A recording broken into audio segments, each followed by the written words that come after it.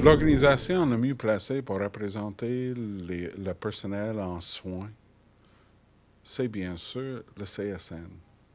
Et je pense qu'on a quelques exemples depuis un certain temps. Dans un premier temps, vous dire que comme organisation, il faut qu'on tienne compte des besoins spécifiques des professionnels en soins. Parce qu'il y a des particularités et il faut en tenir compte, comme nous faisons pour nos syndicats qui font partie de la catégorie 1. Mais en même temps, nous sommes plus forts grâce à la participation importante des professionnels des soins dans l'ensemble de nos débats. C'est un va-et-vient qui nous renforce mutuellement. Nous, comme CSN, nous sommes renforcés par la participation des professionnels des soins dans nos débats. Et les professionnels des soins sont renforcés parce que c'est tout le groupe qui travaille dans le réseau de la santé et des services sociaux qui font l'ensemble des débats. Bien sûr, lors de la dernière négo, la question de l'équité était une question importante et particulière. Je vais vous dire que nous travaillons ensemble, toutes les organisations syndicales qui représentent les professionnels des soins, pour tenter, avec la Commission de l'équité salariale et le Conseil du Trésor, de trouver une solution aux problèmes et plaintes de médecins qui étaient sur la table et en 2010 et en 2015. Et malheureusement, il y a une organisation qui a quitté cette démarche de conciliation, c'était le FIC. Jusqu'à aujourd'hui, j'essaie de comprendre pourquoi ils auraient fait ça et je comprends toujours pas comment ça se fait qu'ils ont décidé d'aller tout seuls. Parce que le résultat, c'est que pour un certain nombre de titres d'emploi, chez les professionnels des soins, mais ils ont été lésés par le FIC. Nous avons résisté le plus possible pour tenter d'améliorer la situation. D'ailleurs, la différence dans le dernier règlement entre nous et le FIC, c'est qu'au moins on a préservé pour nos syndicats la possibilité de maintenir leur plainte.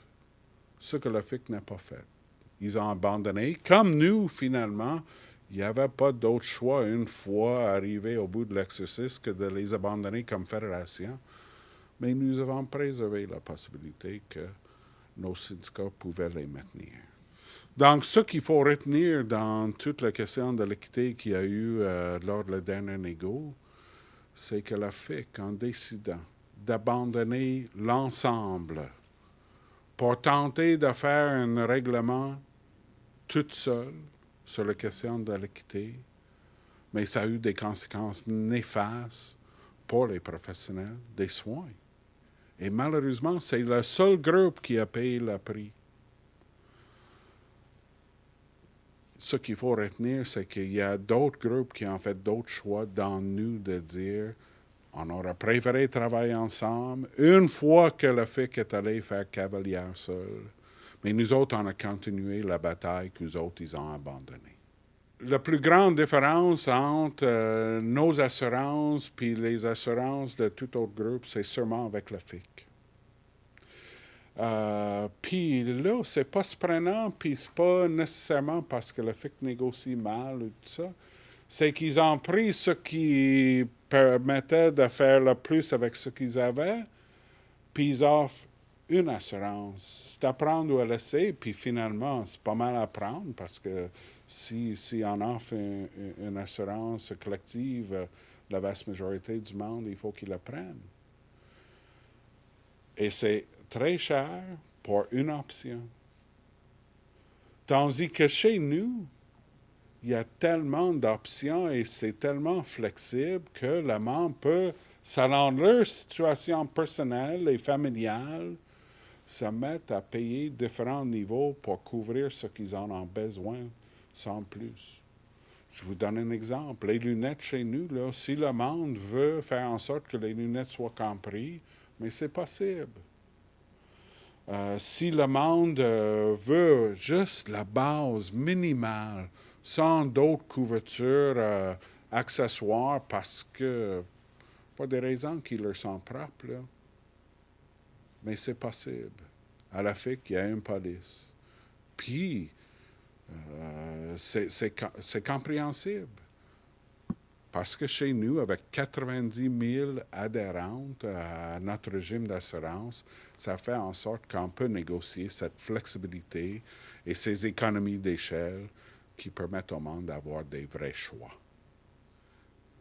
Les professionnels des soins ont un choix d'adhérer à différentes organisations syndicales. À la CSN, nous représentons déjà plusieurs milliers de professionnels en soins.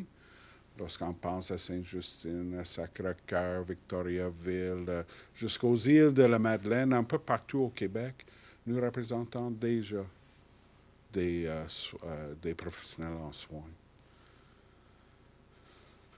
Et l'avantage, c'est que c'est la possibilité pour le monde de regarder leurs particularités au niveau des professionnels de soins, mais tout en échangeant avec l'ensemble du réseau.